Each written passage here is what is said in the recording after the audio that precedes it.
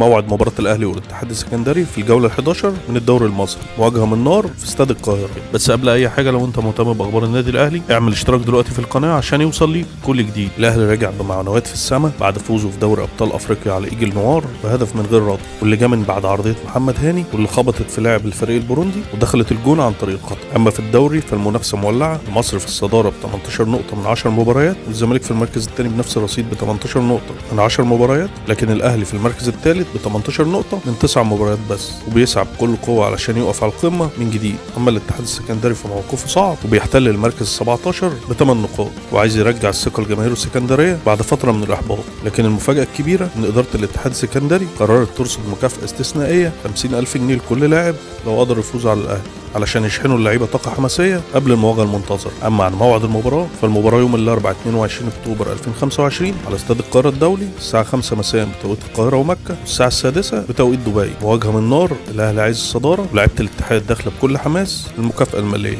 هنا وصلنا للنهايه. لو انت مهتم باخبار النادي الاهلي اعمل اشتراك دلوقتي في القناه عشان يوصل ليك كل جديد. كان معكم حسن سعيد.